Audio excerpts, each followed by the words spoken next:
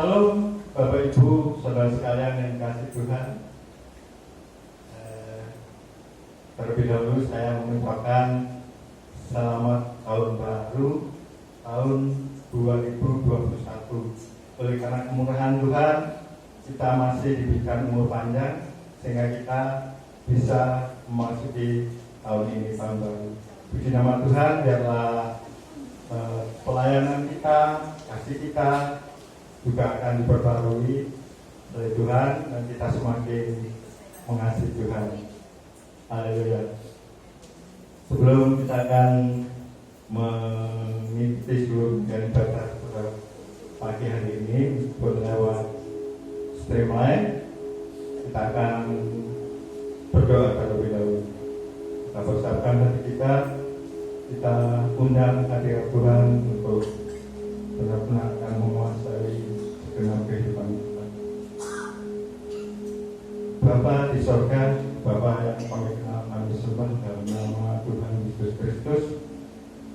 Kami mengucap syukur pada pagi hari ini Tuhan. Oleh karena kemurahan Tuhan, Tuhan masih berikan kami kesempatan untuk kami boleh datang kepadamu lewat ibadah streamline ini Tuhan.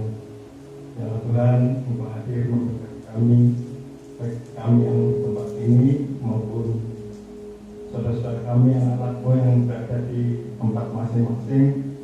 Karena mereka semua merasakan jamahan dan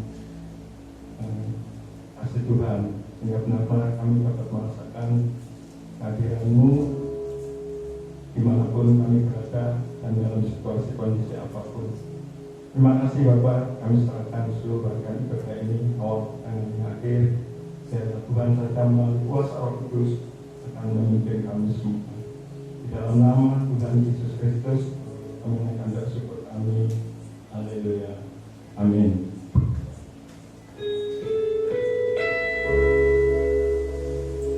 Saudara, kita menyatakan isi hati kita kepada Tuhan bahwa benar-benar kita memiliki kerinduan untuk selalu dekat dengan Dia.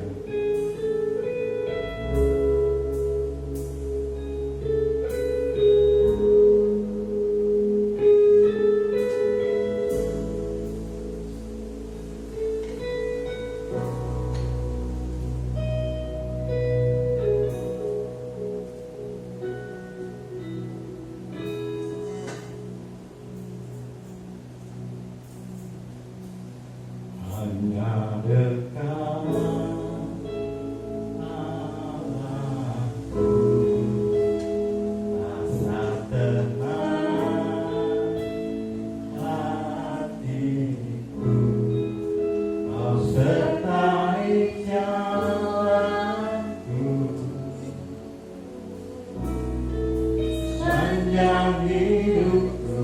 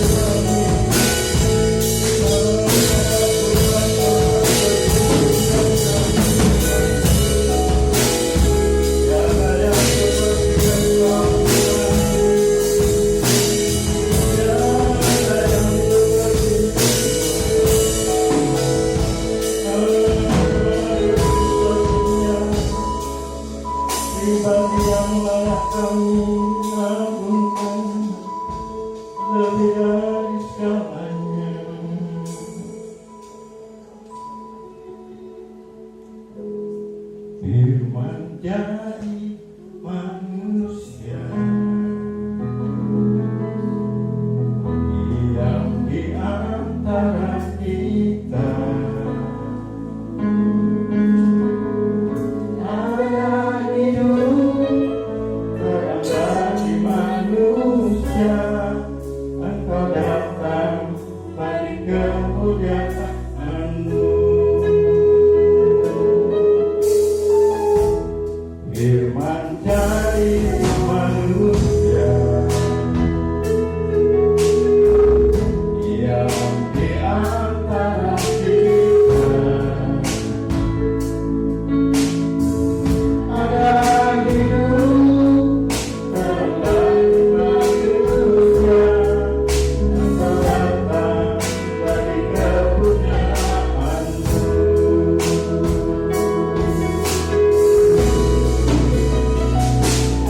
Yesus hadir bersamaku, aku berikan bangsa-Mu.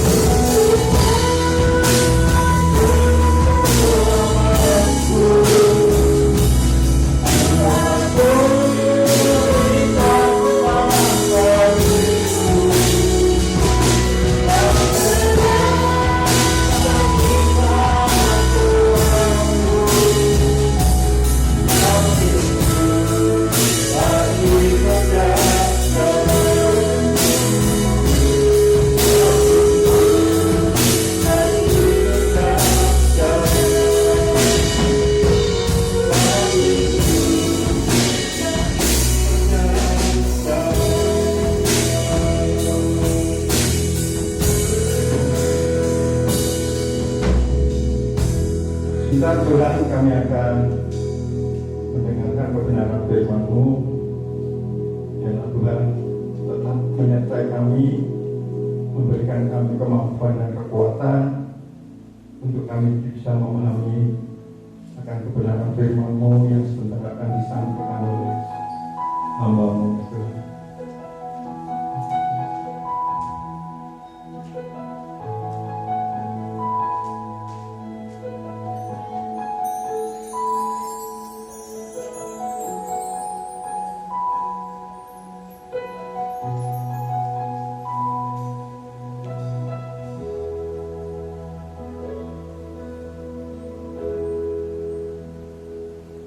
Ku yakin saat Kau berfirman,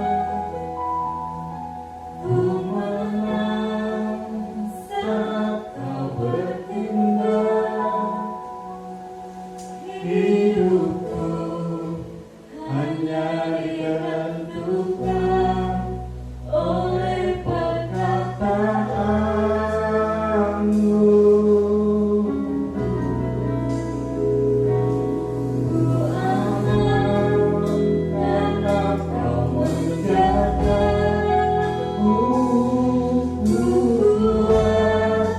Karena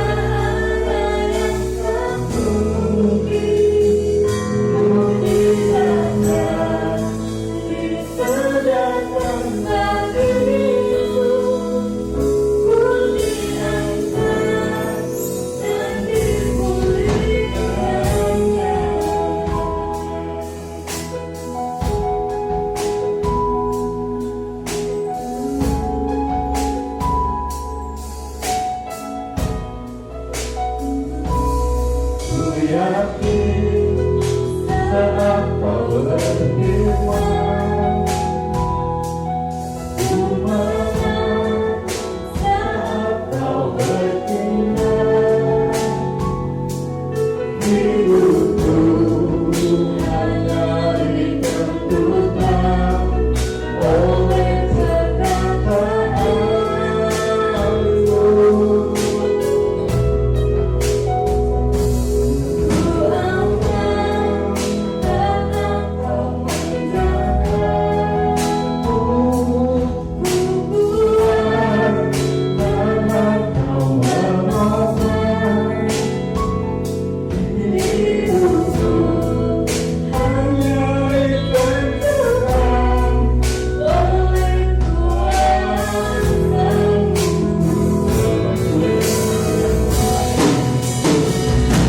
ada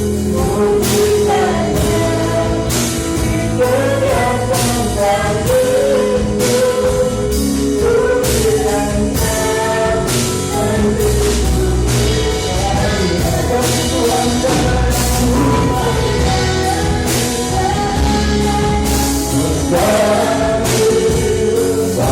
mungkin. Mujizatnya dikerjakan bagiku. Tulisannya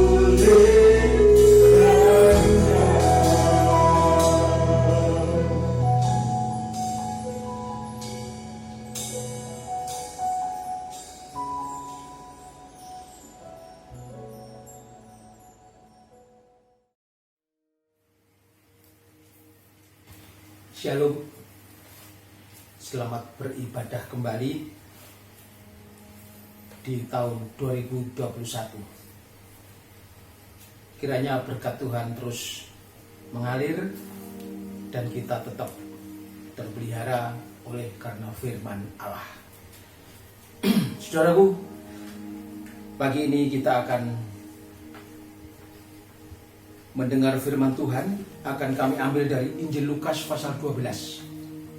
Injil Lukas pasal 12 ayat pertama dan seterusnya. Demikian bunyinya. Sementara itu beribu-ribu orang banyak telah berkerumun, sehingga mereka berdesak-desakan. Lalu Yesus mulai mengajar pertama-tama kepada murid-muridnya. Katanya, waspadalah terhadap ragi, yaitu kemunafikan orang Farisi. Tidak ada sesuatu pun yang tertutup yang tidak akan dibuka, dan tidak ada sesuatu pun yang tersembunyi yang tidak akan diketahui. Puji Tuhan, kita sudah baca Injil Lukas pasal 12 ini, bagaimana Tuhan Yesus berpesan wanti-wanti, dalam bahasa Jawa wanti-wanti. Saat KKR beribu-ribu orang banyak berkerumun sampai berdesak-desakan karena mereka rindu untuk mendengar firman Allah. Pada waktu itu Tuhan Yesus wanti-wanti pertama-tama kepada murid-murid. Mungkin di antara ribuan banyak, mungkin murid-murid bergerombol di sebelahnya atau bagaimana. Dan sebelum berbicara kepada orang banyak, wanti-wanti kepada murid-muridnya, waspada, waspada, berjaga-jaga, hati-hati, waspadalah terhadap ragi. Sudah tahu ragi? Bagaimana kerjanya ragi itu luar biasa. Ketela, pohon, atau kaspe, atau ketan, kalau diberi ragi, dia akan mengalami kebusukan. Ini pekerjaan ragi. Jadi ragi itu adalah membusukkan. Ya, saudaraku. Dikatakan bentuk ragi itu, arti ragi itu adalah kemunafikan. Sekarang banyak terjadi kemunafikan yang merajalela di belahan bumi, di seluruh bangsa di dunia ini. Namanya munafik. Itu adalah ragi. Itu penyakit. Saudaraku, dikatakan lebih jelas, yaitu kemunafikan orang Farisi. Apakah Tuhan Yesus benci pada orang Farisi? No, tidak. Tetapi orang Farisi pada waktu itu, Farisi artinya rabi atau guru, selevel dengan ahli Taurat. Ya, mereka taat kepada hukum-hukum Musa, taat setia kepada hukum Taurat. Dia katakan A, tidak boleh dilanggar, tetapi dia sendiri melanggar. Itu namanya kemunafikan. Contohnya aja, bagaimana 10 hukum Allah tertulis. Jangan membunuh, jangan berdusta, jangan mencuri. Gampang kita ngomong, tetapi untuk melakukan hukum Taurat itu tidak semudah apa yang dia ucapkan. Banyak pelanggaran-pelanggaran oleh orang Farisi, orang ahli Taurat. Kelihatannya taat kepada hukum Taurat, setia kepada hukum Taurat, melakukan hukum Taurat. Tapi Tuhan Yesus tahu, di dalam hati mereka adalah penuh kemunafikan. Munafik itu ada penyakit yang tidak bisa dibiarkan begitu saja, saudaraku. Ya, munafik itu bahaya sekali. Bisa merongrong, memprovokasi sesuatu yang benar dijadikan tidak benar, yang tidak benar bisa dijadikan kebenaran, dan lain sebagainya. Ini orang Farisi. Orang Farisi mentaati hukum Taurat, bahkan kitab para nabi. Dia mempelajari seluruh Alkitab itu, dan dia tahu bahwa Allah nanti berjanji kepada bangsa Israel akan mendatangkan seorang Mesias, penasihat ajaib, seorang juru selamat, Immanuel, Raja Damai. Tetapi pada saat firman menjadi manusia, namanya Mesias, orang Farisi, ahli Taurat, tidak mau menerimanya. Karena mereka melihat, siapa dia itu? Anak tukang kayu. Siapa dia itu? Orang dari Nazaret, dan lain sebagainya. Tidak mungkin, tidak mungkin. Dia tidak mengetahui pikiran dan hatinya Allah. Kalau Allah saatnya, waktunya Allah mencintai dunia, manusia tidak tahu apa yang direncanakan Allah. Tidak mungkin firman menjadi manusia. Atau terjemahan lama, tidak mungkin Allah menjelma menjadi manusia. Bagaimana caranya? Cara Allah bukan cara manusia. Apakah Allah gagal membentuk manusia menjadi bangsa pilihan Allah? Rencana Allah tidak pernah gagal, tapi manusia yang menggagalkan rencana Allah. Seringkali kita menghalangi atau menggagalkan rencana Allah. Firman Tuhan berbicara dari Nabi A, Nabi B, Nabi C, dan sebagainya. Tapi orang-orang Farisi, ahli Taurat, merasa dirinya seorang ahli agama, ahli Taurat, ahli Alkitab. Kelihatannya dia melakukan suatu agama yang baik. Tapi Tuhan berpesan, waspada. Nanti saya tunjukkan dalam Injil Matius nanti, pasal yang 5. Coba saya baca ayat yang ke-5. Ayat ketiga. Karena itu apa yang kamu katakan dalam gelap akan kedengaran dalam terang, dan apa yang kamu bisikkan ke telinga di dalam kamar akan diberitakan dari atas atap rumah. Ini sesuatu yang terselubung, yang tersembunyi. Suatu nanti saatnya akan terbongkar dengan sendirinya. Memang memerlukan waktu. Ya, nanti akan dibuktikan di belakang hari. Orang itu munafik, pernah mengatakan begini-begini, nanti dibuktikan. Ada waktunya nanti. Orang itu akan dipermalukan. Orang itu akan dibongkar kebusukannya. Ya. Ini busuk, bau busuk, rohaninya busuk, pribadinya busuk, kelakuannya busuk. Tapi seolah di hadapan Allah sebagai orang yang agamis, orang yang taat kepada hukum-hukum Allah, tapi sendiri tidak pernah taat, bahkan banyak pelanggaran-pelanggaran. Tuhan Yesus membongkar keaiban orang-orang Farisi dan ahli Taurat. Dikatakan di sini ayat yang keempat, coba saya baca. Aku berkata kepadamu, hai sahabat-sahabatku. Luar biasa. Sahabat-sahabat pelayanan, murid-murid dikatakan sahabat-sahabatku. Sahabat dekat, sahabat yang dapat dipercaya, sahabat yang mau menerima tugas, kepercayaan, tanggung jawab. Dikatakan sahabat-sahabatku. Ini firman yang disampaikan pada saat itu. Aku berkata kepadamu, hai sahabat-sahabatku, janganlah kamu takut.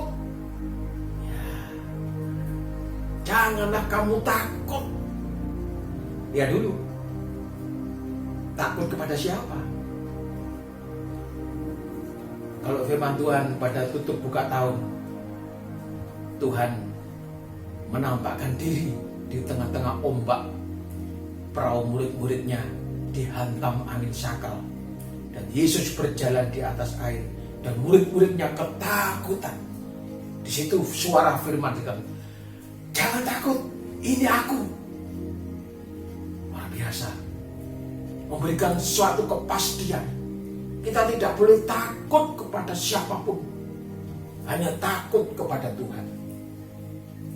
Kalau takut kepada Tuhan, orang itu pasti melakukan hal-hal, perbuatan-perbuatan baik yang tidak menyimpang sedikit pun.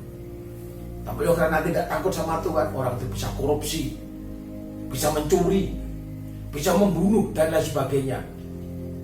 Padahal hukum Taurat mengatakan, jangan membunuh, jangan mencuri. Tapi manusia, meskipun membaca berulang-ulang, tapi manusia tidak mampu untuk melakukan karena pikiran dan hatinya di dalamnya penuh kemunafikan. Saudaraku, di sini tertulis dengan jelas, aku berkata kepadamu, hai sahabat-sahabatku, janganlah kamu takut terhadap mereka yang dapat membunuh tubuh dan kemudian tidak dapat berbuat apa-apa lagi. Siapa mereka? Luas artinya. Siapa mereka itu? Bisa iblis, bisa manusia, bisa siapa saja. Membunuh. Berhenti hanya sampai pembunuhan, selesai. Setelah itu tidak bisa berbuat apa-apa. Hanya membunuh nyawanya aja. Kita takut. 2020 begitu dahsyat virus corona. sampai tahun 2021 awal bulan ini, corona tidak kunjung berhenti. Bagaimana kita? Apa kita takut? Apa yang kita takuti? Semua dalam waktunya Tuhan. Semua ada masanya. Supaya kita tidak takut dengan keadaan mereka di dunia yang dilanda dan ketakutan yang begitu hebat ini. Firman Tuhan mengatakan, jangan takut kepada mereka yang hanya bisa membunuh, hanya bisa mematikan. Memang virus mematikan. Jangan takut. Memang kita harus tidak takut. Bahkan kita takut. Sehingga dengan upaya siapapun manusia untuk menghadapi, menghalangi supaya virus itu tidak terus berkepanjangan menjadi hantu, menghantui manusia, sehingga diliputi rasa takut, sehingga harus melakukan suatu protokol-protokol, bahkan ketentuan-ketentuan yang harus dilakukan. Kelihatannya kita itu melakukan, mentaati peraturan-peraturan yang ada. Toh itu juga tidak mampu untuk mempertahankan nyawa. Kalau memang sudah waktunya, siapapun tidak perlu pandang pejabat maupun rakyat, semua akan terkena dampaknya. Tapi firman Tuhan, dengar, ini serius saudara. Saya membaca ini gemetar saya. Kenapa manusia tidak takut sama Tuhan? Kalau dia takut sama Tuhan, mungkin tidak akan melakukan perbuatan-perbuatan yang jahat. Contohnya aja, terus terang, orang korupsi, bagaimana dia dilantik, disumpah sebagai pejabat tinggi negara, pejabat tinggi daerah, dan sebagainya, disumpah dengan cara-cara keyakinan masing-masing. Tapi mereka tidak takut sama Tuhan. Buktinya apa? Melakukan pelanggaran-pelanggaran yang begitu hebat. Sehingga negara menjadi kacau, bangsa menjadi kacau, dan tidak maju-maju lagi. Tidak ada sedikit pun kemajuan, karena di dalamnya penuh dengan kemunafikan. Ini di dunia. Bagaimana rohani kita? Ayo, ini tantangan buat saya dan saudara. Coba saya baca ya. Ayat 4. Aku berkata kepadamu, hai sahabat-sahabatku, janganlah kamu takut terhadap mereka yang dapat membunuh tubuh dan kemudian tidak dapat berbuat apa-apa lagi. Selesai, hanya membunuh aja, mati, sudah selesai, kubur. Ada ceritanya lebih lanjut, mati dikubur, selesai. Tapi dengar, ayat 5. Aku akan menunjukkan kepadamu. Aku itu Yesus. Aku itu Sang Firman. Menunjukkan kepada saudara-saudara pagi hari ini. Dia berkata kepada murid-muridnya, aku menunjukkan kepadamu. Dikatakan di sini, siapakah mereka? Dikatakan ayat 5, saya baca ulang ya. Aku akan menunjukkan kepada kamu siapakah yang harus kamu takuti. Siapakah yang harus kita takuti, saya takuti? Ya, perhatikan ya. Siapakah yang harus kamu takuti? Dikatakan, takutlah dia. Takutlah dia. Takutlah firman. Takutlah Yesus. Takutlah Allah. Nah, dalam sekali saudaraku. Kalau manusia takut dengan Allah, negaranya akan makmur. Rumah tangga kita akan makmur, bahagia. Karena ada ketakutan kepada Tuhan untuk melakukan hal-hal yang jahat. Hal-hal yang sifatnya merugikan orang lain. perbuatan-perbuatan kemunafikan, perbuatan-perbuatan busuk, perbuatan-perbuatan jahat, sehingga manusia kehilangan kemuliaan Allah karena kejahatannya. Tidak ada sedikit pun kemuliaan Allah. Yang ada adalah bagaimana iblis menguasai, bagaimana iblis itu dengan bebas melakukan segala aktivitasnya dengan bebas semau sendiri. Tidak ada rasa kemanusiaan, rasa kasihan, dan empati, dan lain-lain sebagainya. Itu iblis. Hanya membunuh. Selesai manusia dibunuh, harus bayar dengan perbuatannya. Mungkin dihukum, dipenjara, mungkin dihukum mati, ditembak, atau mungkin diasingkan dan lain sebagainya. Ini lebih parah, lebih bahaya. Inilah kemunafikan, melebihi dari virus corona. Kalau virus corona menghantam kita pribadi sendiri, selesai. Tapi kemunafikan bisa menjalar ke seluruhnya. Siapa saja terprovokasi, bahkan imannya bisa goyah. Ini bahaya. Coba saya teruskan baca. Takutlah akan Dia yang setelah membunuh mempunyai kuasa untuk melemparkan orang itu ke dalam neraka binasa, lenyap. Tidak hanya mati, tapi setelah mati binasa, lenyap. Di mana? Di api neraka. Ini serius. Ini serius. Ini pesan Tuhan Yesus kepada murid-muridnya, supaya murid-muridnya memiliki satu keberanian berkualitas tinggi, kemurnian menyampaikan berita keselamatan ini. Siapapun yang dihadapi murid-murid itu, orang-orang pejabat Roma, orang Yahudi, ahli Taurat, orang Farisi, ada keberanian untuk menyampaikan kebenaran ini. Takutlah kan Dia yang sanggup membunuh, bahkan membinasakan ke dalam neraka. Ya, kita hanya bersandar kepada Yesus.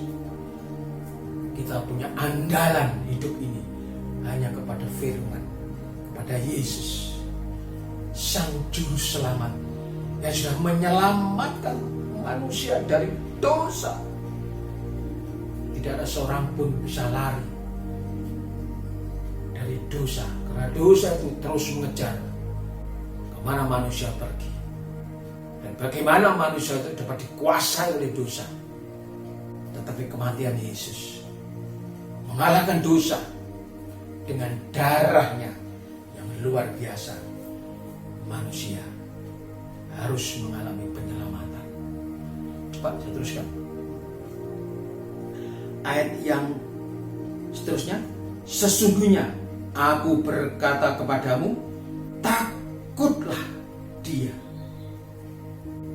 Takut. Kita takut firman, kita akan menerima berkat-berkat dari surga. Ya, berkat dari surga tidak ada kebencian, kemunafikan, tidak ada. Buang itu semua. Buang itu semua. Bagaimana kita jadi orang percaya, jadi orang Kristen yang percaya, beriman kepada Yesus. Dalam 1 Petrus pasal 2 ayat 1, coba saudara baca. 1 Petrus. Di situ dengan jelas sekali saudaraku. 1 Petrus pasal 2 ayat 1. Dikatakan, sudah? 1 Petrus pasal 2 ayat 1 mulai. Karena itu, buanglah segala kejahatan. Buang. Itu penghalang. Buang segala kejahatan. segala tipu muslihat. Nah, tipu sana, tipu sini, ya, sehingga penipuan itu sebagai mata pencarian. Ya, kehidupannya suka tipu sana, tipu sini. Buang itu semua, segala tipu muslihat dan segala macam-macam apa saudaraku? Kemunafikan. Macam-macam kemunafikan itu. Banyak macam-macamnya. Dikatakan macam-macam kemunafikan. Tidak sadar kita kalau mengerjakan kemunafikan, jelas samar-samar, tapi itu ragi. Pekerjaannya ragi itu merusak pelan-pelan. Ya, coba. Kemunafikan, macam-macam kemunafikan, kedengkian, wah, dan fitnah. Fitnah itu di YouTube, kabar-kabar fitnah, hoax itu, wah, begitu santer. Seperti manusia itu benar sendiri, tidak takut sama Tuhan. Dia melakukan itu karena ada kebencian, karena di dalamnya ada satu ketidakpuasan, sehingga membuat segala sesuatu dianggapnya benar, padahal itu sudah merusak suasana, menjadi kacau. Terus kedengkian dan fitnah, dan jadilah sama seperti bayi yang baru lahir. Contohnya ini, meskipun kita seorang ahli, mungkin ahli Taurat, mungkin Farisi, atau mungkin rohaninya kita sudah punya titel dan jabatan dan macam-macam, ya, mungkin gelar sarjana S1, S2, S3, profesor, doktor, MTH, dan lain sebagainya. Ini firman Tuhan nih. Kita kembali.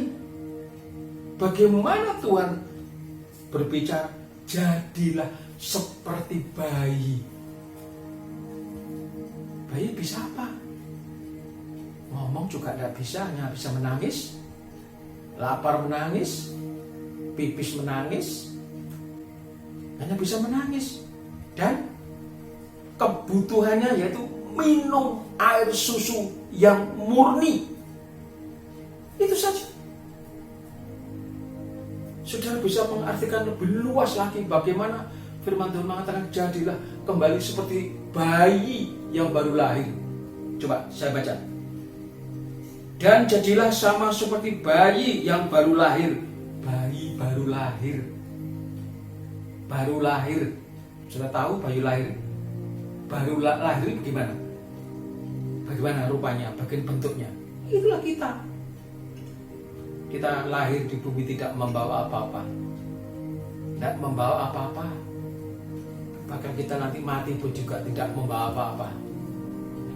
Tetapi saat kita bayi sampai besar, bejana ini diisi firman. Yang ada adalah firman Allah. Kita hidup diberkati, dicukupi, dipelihara oleh Tuhan. Karena apa? Ada rasa takut kepada Dia. Ini rahasianya, saudara. Luas sekali artinya ini. Kalau kita bahas begitu panjang lebar firman ini, kalau dicatat Alkitab dengan seluruh dunia mungkin tidak muat. Itu kebaikan-kebaikan Tuhan. Tetapi sekarang ini kebaikan Tuhan diabaikan, dikesampingkan. Yang dikejar adalah prestasi yang serba instan dan sebagainya. Sehingga manusia kehilangan kemuliaan Allah, dan manusia jatuh lebih dalam ke dalam dosa. Ini manusia, ini saya, ini saudara kita sekalian. Tapi pagi hari ini kita diingatkan kembali oleh firman Tuhan yang begitu jelas. Coba kita teruskan. Yang selalu ingin akan air susu yang murni dan yang rohani. Air susu yang murni dan yang rohani. Jasmani dan rohani. Bayangkan, saudara. Air susu yang murni, air susu yang jati, asli. Itulah kehidupan. firman yang murni, firman yang suci, yang bersih, steril, menjadi santapan makanan bagi bayi, untuk bayi itu tumbuh besar. Dan yang rohani, waduh, lengkap. Sehingga anak ini, bayi ini tumbuh di dalam pemeliharaan ibunya, bapaknya, menjadi kehidupan yang rohani, kehidupan yang menjadi berkat, kehidupan yang mampu menunjukkan perbuatan-perbuatan baik, kehidupan yang memiliki takut kepada Dia. Ini perjalanan hidup manusia. Terus ayat yang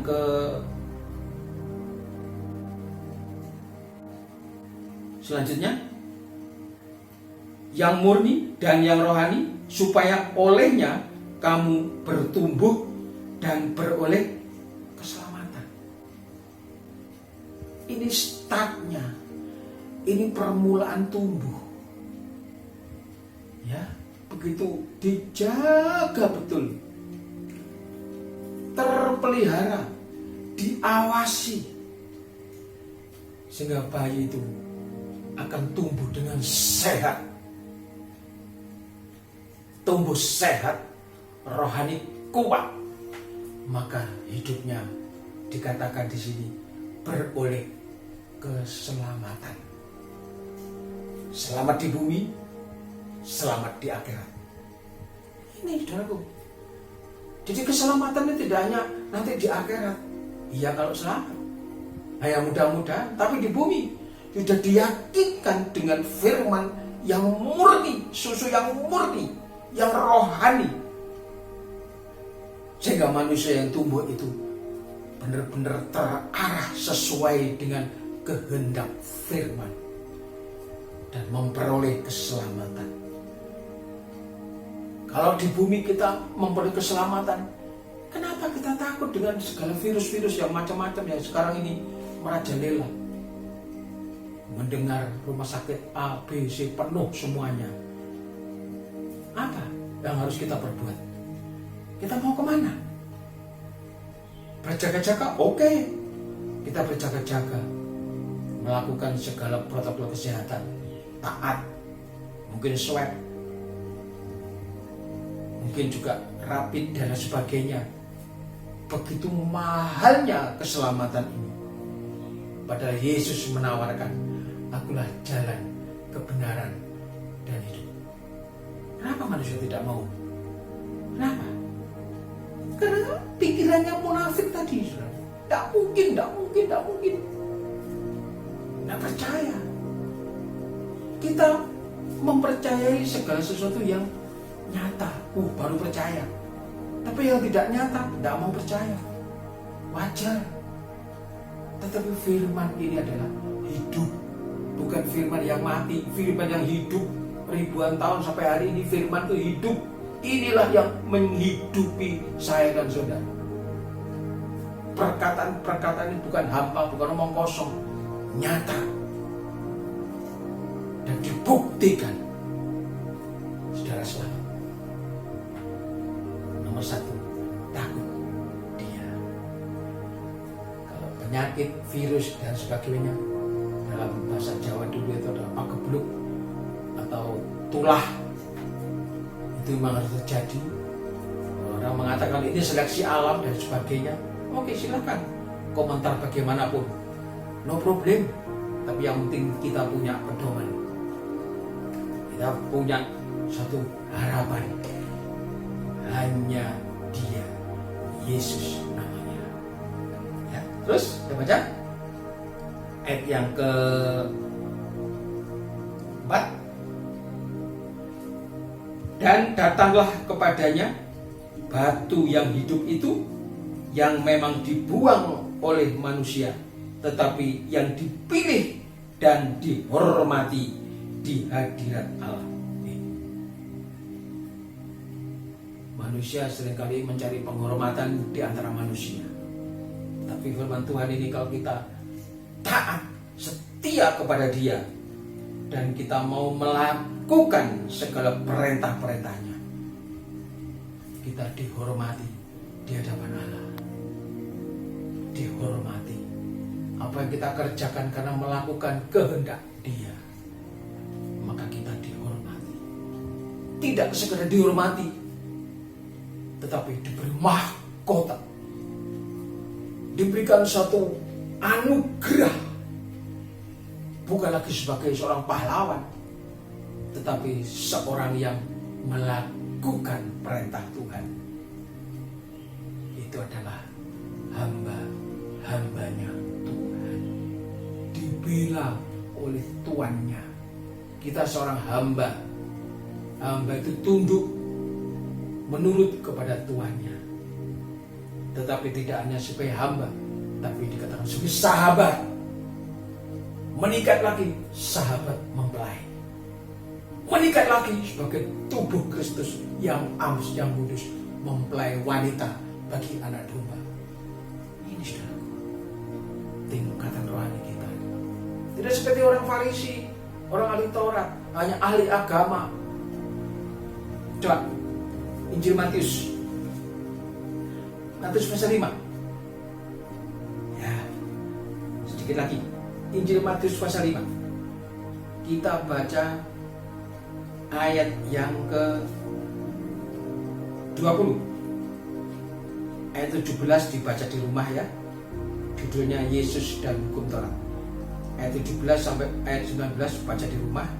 Tapi saya tekankan di ayat 20. Injil Matius pasal 5 ayat 20. Maka aku berkata kepadamu, aku berkata, selalu aku berkata, aku berkata, aku berkata. Karena apa? Yesus sendirilah Sang Firman. Yesus sendirilah Firman Allah, sehingga mengatakan, aku berkata. Bukan Allah berkata, aku berkata. Pribadi Yesus berkata. Dikatakan, sebab aku berkata kepadamu, jika hidup keagamaanmu tidak lebih benar daripada hidup keagamaan ahli-ahli Taurat dan orang-orang Farisi, sesungguhnya kamu tidak akan masuk ke dalam kerajaan surga. Ini kalau hidup hanya beragama saja, taat kepada budaya, taat kepada agama, taat kepada hukum-hukum, tapi tidak taat kepada perintah Allah, tidak taat kepada firman. Karena firman sendiri berkata, aku berkata, aku berkata. Tidak mau percaya kepada yang berkata, aku berkata. Ini saudaraku. Di sini bedanya kalau kita hanya Kristen beragama, kita tidak boleh lebih rendah daripada orang Farisi ini. Karena kita hidup dalam kemurahan Tuhan. Kita hidup di dalam kebenaran firman Allah. Beda dengan taat, sekedar taat kepada hukum-hukum, tapi tidak taat kepada firman. Pilih mana? Taat kepada firman atau taat kepada hukum yang tertulis? Ya. Yesus katakan, aku datang bukan untuk meniadakan hukum. Coba ayat 17, sedikit aja ayat 17 ya. Janganlah kamu menyangka bahwa aku datang untuk meniadakan hukum Taurat atau kitab para nabi. Aku datang, firman datang, bukan untuk meniadakannya, melainkan untuk apa saudaraku? Menggenapinya. Segala nubuatan ribuan tahun yang ditulis oleh kitab para nabi dan hukum-hukum Taurat dan lainnya sebagainya, Yesus datang, firman itu menggenapi segala nubuatan-nubuatan kitab-kitab para nabi. Dan saat itu orang Farisi dan orang ahli Taurat tidak mau percaya. Padahal mereka sebagai ahli Taurat mempelajari hukum-hukum Allah begitu kuatnya, begitu pinternya, sehingga dikatakan ahli Taurat. Farisi, guru, maha guru, rabi. Tapi kenapa tidak mau percaya? Lebih percaya pada hukum. Satu koma, kuota, satu titik pun tidak akan dihapus, masih berlaku. Maka Yesus menggenapinya. sehingga semuanya selesai. Harapan manusia tidak tertuju pada keagamaan Yahudi, tapi harapan manusia hanya pada firman Yesus yang menyelamatkan. Bukan hukum Taurat, bukan kitab-kitab para nabi, itu petunjuk penuntun, tapi yang menggenapi siapa? Yesus. Itu pusatnya, itu pokoknya, sehingga manusia mendapat keselamatan bersama segala dia ditempatkan di tempat yang maha tinggi. Coba ayat yang ke-21. Kamu telah mendengar yang difirmankan kepada nenek moyang kita, jangan membunuh. Siapa yang membunuh harus dihukum.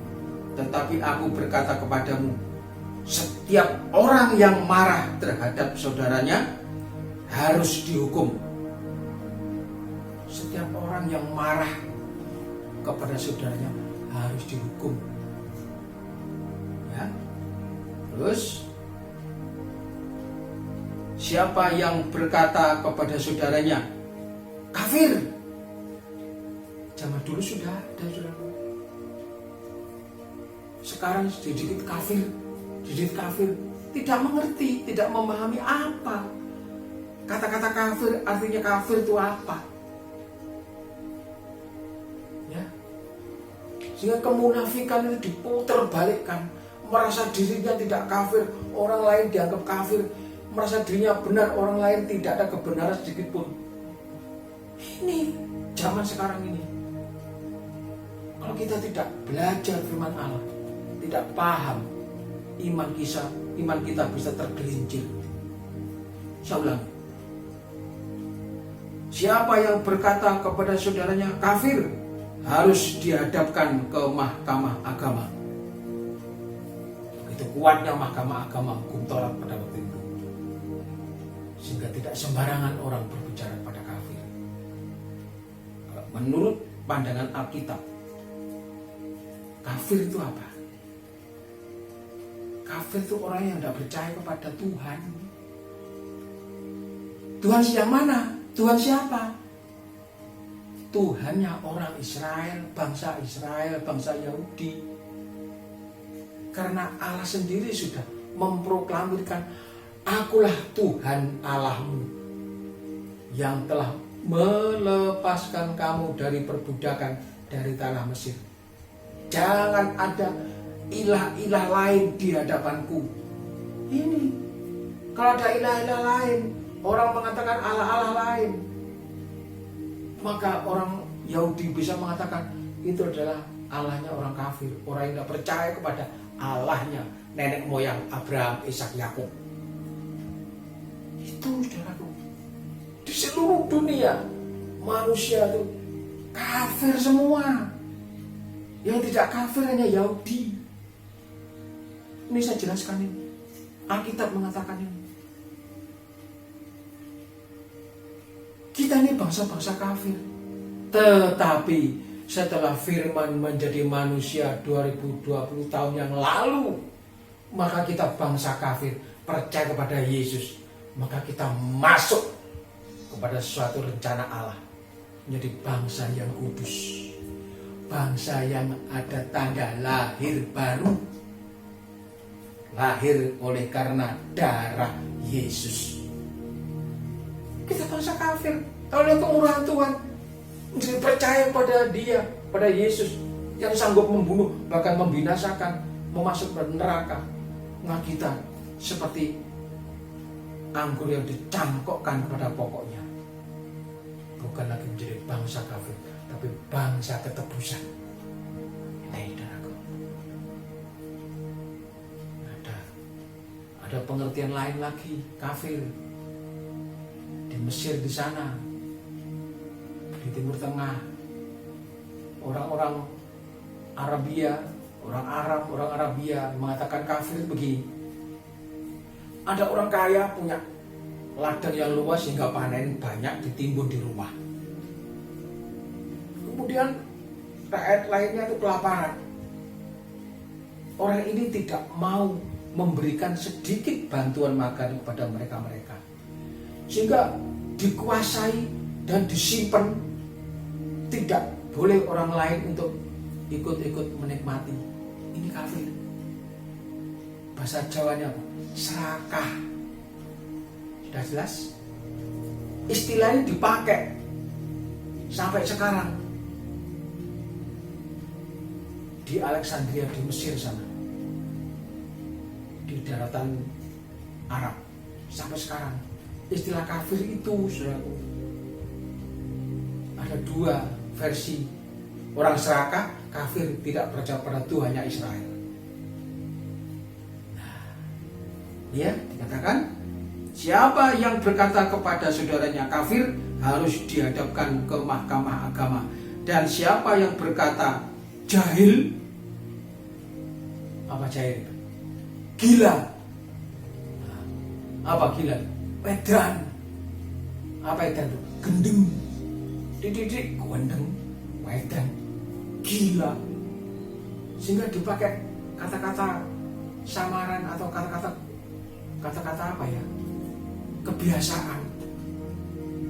Ya, padahal sini katakan siapa yang berkata jahil atau gila harus diserahkan ke dalam mereka yang diserahkan ke dalam neraka yang menyala-nyala.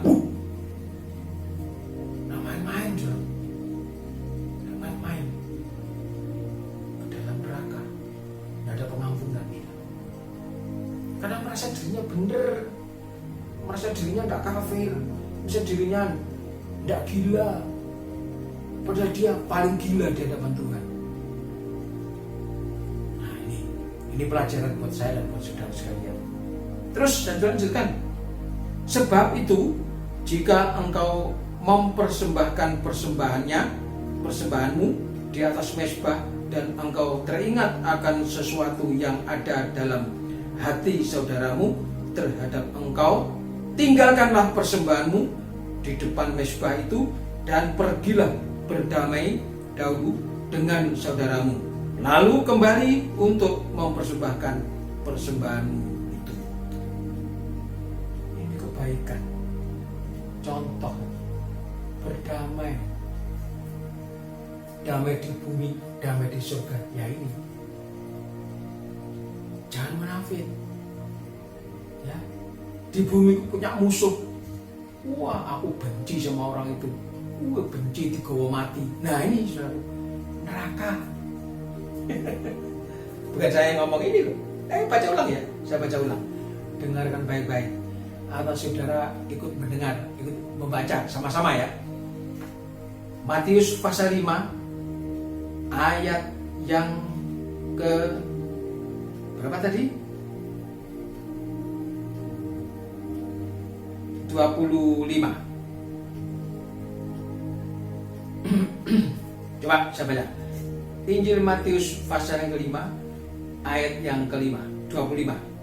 Segeralah berdamai dengan lawanmu selama engkau bersama-sama dengan dia di tengah jalan, supaya lawanmu itu jangan menyerahkan engkau kepada hakim dan hakim itu menyerahkan engkau kepada pembantunya dan engkau dilempar. Tapi kalau damai, persahabatan, clear. Coba ayat 24. Tinggalkanlah persembahanmu di depan mezbah itu dan pergilah berdamai dahulu dengan saudaramu, lalu kembali untuk mempersembahkan persembahanmu itu. Kembali. Ya. Terus ayat yang ke-23. Coba kita naik ya supaya jelas. Sebab itu, jika engkau mempersembahkan persembahanmu di atas mezbah dan engkau teringat akan sesuatu yang ada dalam hati saudaramu terhadap engkau, tinggalkanlah persembahanmu di depan mezbah itu dengan pergilah berdamai dahulu dengan saudaramu, lalu kembali untuk mempersembahkan persembahanmu itu. Segeralah berdamai dengan lawanmu selama engkau bersama-sama dengan dia di tengah jalan, supaya lawanmu itu jangan menyerahkan engkau kepada hakim, dan hakim itu menyerahkan engkau kepada pembantunya dan engkau dilemparkan ke dalam penjara. Aku berkata kepadamu, sesungguhnya engkau tidak akan keluar dari sana sebelum engkau membayar hutangmu sampai lunas. Waduh, luar biasa ini. Ini pentingnya perdamaian. Di dalam rumah tangga ada perdamaian, dalam keluarga ada perdamaian, di dalam jemaat ada perdamaian, di dalam negara ada perdamaian. Ini saudaraku, tidak main-main. Coba ayat yang naik lagi, ayat yang ke-22. Tetapi aku berkata kepadamu, setiap orang yang marah terhadap saudaranya harus dihukum. Siapa yang berkata kepada saudaranya kafir harus dihadapkan ke mahkamah agama, dan siapa yang berkata jahil harus diserahkan ke dalam neraka yang menyala-nyala. Ini sungguh-sungguh tidak main-main. Tertulis di dalam Alkitab, ditulis oleh Matius pasal 5 ayat yang ke-22, ditulis. Maksudnya apa, saudaraku? Supaya di dalam hidup kita itu melakukan kehendaknya. Itu saja. Ya. Kita takut kepada Dia. Kalau kita takut kepada Dia, jalan kita lurus. Tidak tolak-toleh, tidak belok-belok, lurus mengarah kepada Dia. Dia membawa kemana pada kita? Tentunya Yerusalem yang baru. Di sana kita akan hidup bersama dengan Dia kekal selama-lamanya. Oh, puji Tuhan. Satu ayat lagi, ayat terakhir. Dalam 1 Petrus 2 tadi, masih belum selesai. 1 Petrus pasal 2 tadi. 1 Petrus 2 ayat yang ke-5. Ya, ayat terakhir. 1 Petrus 2 ayat 5. Dan biarlah kamu juga dipergunakan sebagai apa, saudaraku?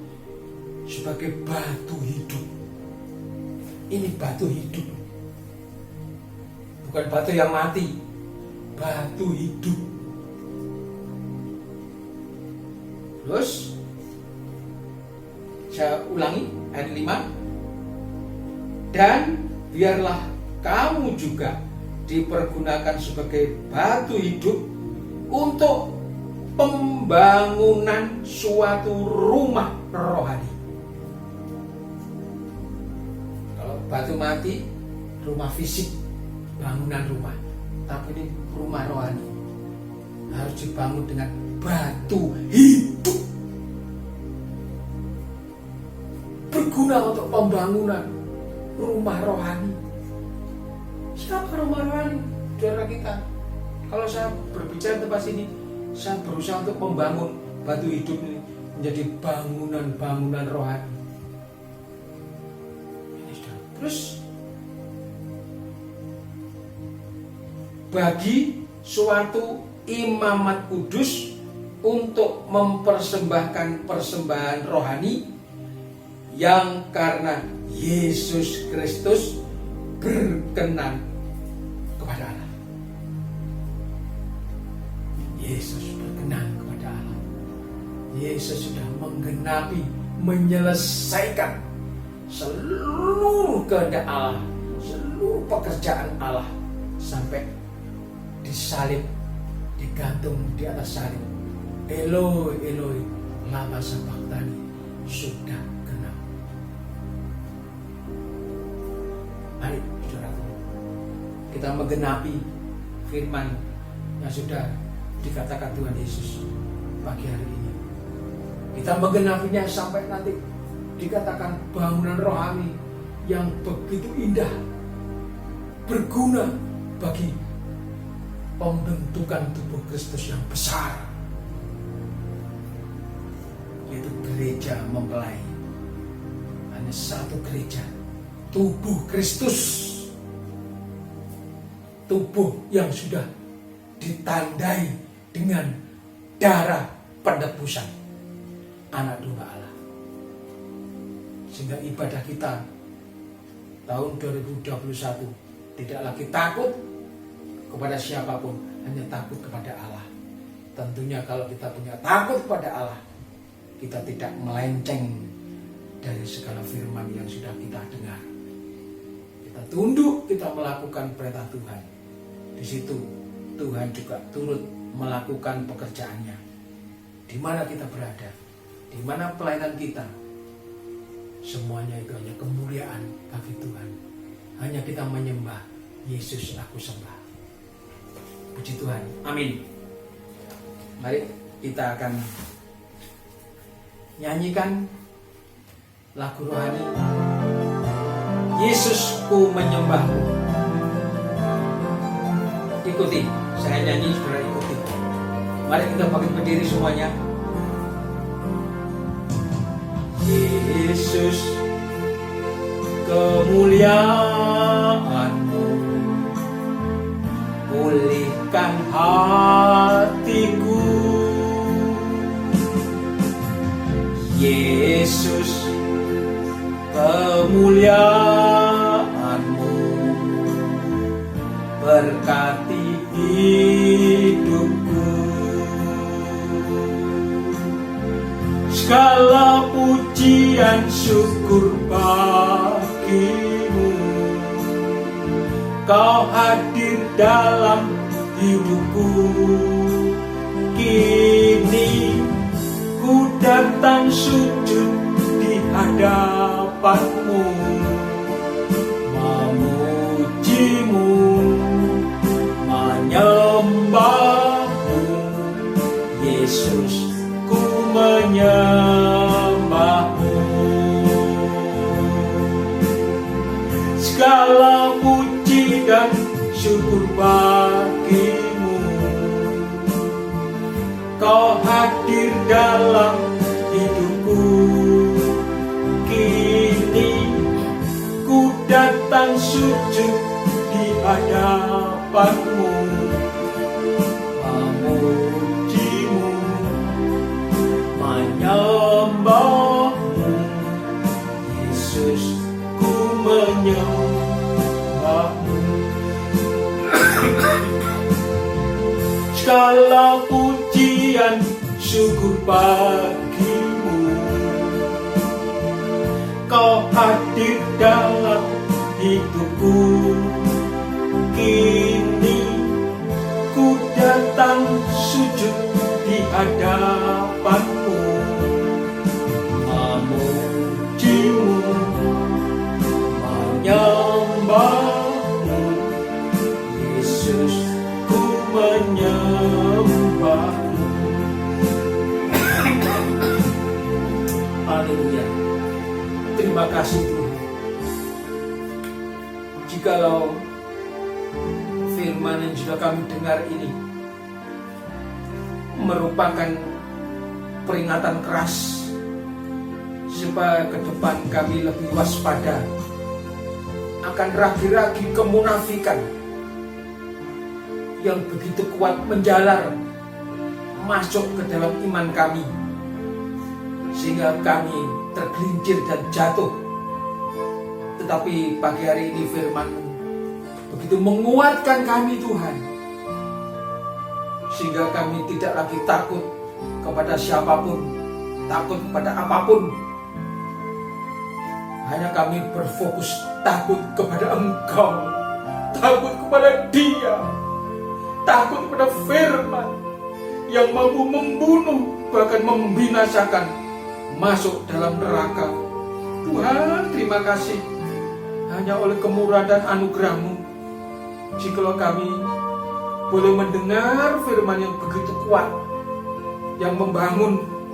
Engkau punya rencana untuk membangun menjadi batu-batu hidup yang rohani, sebagai pembangunan tubuh Kristus yang rohani. Begitu kuat Tuhan, tidak terpengaruh oleh situasi dunia yang semakin mencekam ini. Tapi kami punya pegangan yang kuat. Pandangan kami hanya kepada firman-Mu, Pengharapan kami hanya kepada firman-Mu yang memelihara, menghidupi kami sekalian ini. Hari ini bahkan sampai selama-lamanya. Memberkati seluruh sidang jemaat, memberkati para tua-tua, memberkati para hamba-hamba Tuhan, memberkati hamba-hamba Tuhan, gereja Tuhan dimanapun mereka berada, yang tersebar di seluruh muka bumi ini. Mereka jam yang sama, waktu yang sama, memuliakan, mengagungkan nama-Mu Tuhan, bersama-sama mendengar firman Tuhan. Jadi berkat kekuatan bagi kami pagi hari ini. Terima kasih Tuhan. Mungkin ada yang sakit, Tuhan jamah. Bilur-bilur Tuhan begitu kuat untuk menyembuhkan, menguatkan, menyehatkan. Siapapun yang mungkin ada yang susah, menderita, Tuhan tolong. Tuhan memberi kelepasan, kebebasan, dan Tuhan berikan suatu kemudahan-kemudahan dalam beraktivitas apa yang dilakukannya. Menjadi berkat bagi keluarga orang lain, nama-Mu dipermuliakan di tengah-tengah keluarga. Terima kasih Tuhan Yesus. Terima kasih tahun 2021 penyertaan Tuhan begitu mantap, begitu kuat. Kami akan pegang terus. Hati kami, pikiran kami, hidup kami hanya takut kepada Engkau. Hindarkan kami dari perbuatan-perbuatan jahat, kemunafikan. Semuanya itu akan meluluh lantakan iman kami. Tapi kami punya satu dasar yang kuat, yaitu batu penjuru, batu hidup yang sudah mati, bahkan hidup bangkit kembali dan memberikan jaminan hidup kekal. Kekasihku sekalian, terimalah berkat-berkat dari surga. Pulanglah dengan membawa berkat-berkat surgawi. Siapapun engkau, dari orang tua, remaja, anak-anak, satu pun tak terlewatkan dari berkat Tuhan. Biarlah berkat damai sejahtera, berkekuatan, keselamatan, bahkan berkat-berkat yang lain jasmani. Jadi kebutuhan kami sehari-hari dicukupkan dan kami tidak akan terlantar dan mengalami sesuatu penderitaan. Karena di dalamnya ada batu hidup, yaitu Yesus Kristus. Terima kasih. Pulanglah dengan damai sejahtera di dalam nama Bapa, Anak, dan Roh Kudus, yaitu Tuhan Yesus Kristus. Puji Tuhan. Amin. Anda telah mengikuti ibadah raya online GBT Shalom Nongko Jajar Pasuruan. Persembahan dan persepuluhan dapat Anda serahkan di sekretariat gereja pada setiap hari Minggu pukul 9 sampai dengan pukul 11 waktu Indonesia Barat kepada para kolektan yang bertugas. Kiranya ibadah raya online ini membawa berkat bagi Bapak Ibu semua. Sampai bertemu di ibadah online minggu depan. Soli Deo Gloria.